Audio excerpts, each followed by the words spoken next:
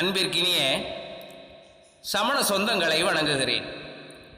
ஒரு நாடு மிகப்பெரிய முன்னேற்றத்தை காண வேண்டுமென்றால் அமைச்சர்கள் என்னென்ன பண்புகளுடன் விளங்க வேண்டும், அரசர்கள் என்னென்ன நற்குணங்களோடு இருக்க வேண்டும் என தீர்மானமாக சொல்லுகிறது ஏலாதி.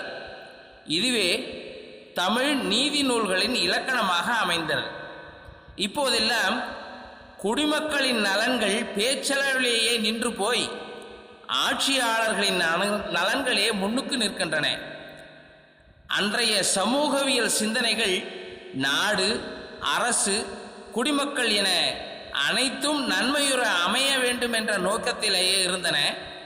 ஆனால் இன்று சுயநலம், வஞ்சனை, துரோகம், பழிவாங்கும் செயல் என அனைத்து தீய பண்புகளும் புறையோடி விட்டன. எனவேதான் இயற்கை கூட அதன் இயல்பை மாற்றிக்கொண்டதோ என எண்ண தோன்றுகிறது.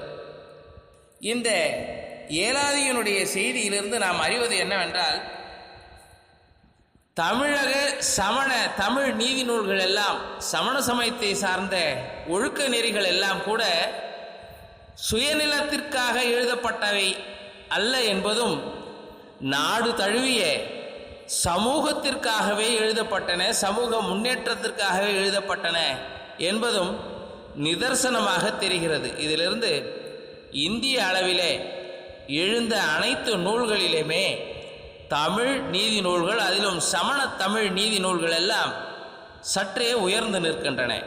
இனி 17 மற்றும் 18வது பாடலை பார்ப்போம். ஏலாதியினுடைய 17வது செய்யுள். குடி ஓம்பல் வன்கண்மை நூல் வன்மை கூடம் மடி ஓம்பும் ஆற்றல் உடைமை முடி ஓம்பி நாற்றம் சுவை கேள்வி நல்லாரினம் சேர்தல் தேற்றானில் தேரும் அமைச்சு. குடிமக்களின் நலன் மட்டுமே எண்ணமாக கொண்டு அவர்களை பேணிக்காத்தல், குறைவற்ற வீரத்துடன் இருத்தல், கற்றறிந்த புலமை, ஆட்சி செய்யும் அரசனுக்கு உண்மை காவலனாக இருத்தல், வஞ்சனை சோம்பல் ஆகியவை இல்லாது இருத்தல், புலன்வழி செல்லுதல், சிற்றின்பம் ஆகியவற்றை விலக்குதல், தீய குணங்கள் தன்னிடம் தோன்றாது தம்மை பாதுகாத்து நற்குணங்களே பெற மன உறுதியோடு இருத்தல் ஆகியவை எல்லாம் உண்மையான அமைச்சர்களுக்கு உள்ள தகுதிகளாம் என்கிறது ஏலாதி. அடுத்ததாக அரசரின் இயல்புகளை சொல்லுகிறது.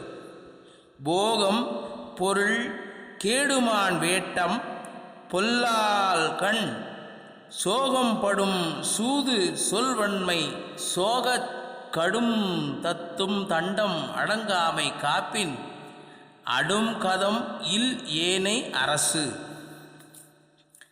சிற்றின்ப போக உறவுகள் இல்லாது இருத்தல், தேடிய பொருளை அழிக்காது பாதுகாத்தல், விலங்குகளை வேட்டையாடி உயிர்களை கொலை புரியாமல் இருத்தல், பஞ்சமா பாதகங்களுக்கு துணை போகின்ற கள் உண்ணாமல் இருத்தல், சூதாட்டம், கடும் சொல், கோபம் ஆகியவற்றால் தன்னிலை இழக்காது இருத்தல் ஆகிய பண்புகள் அரசனுக்கு உரியவை.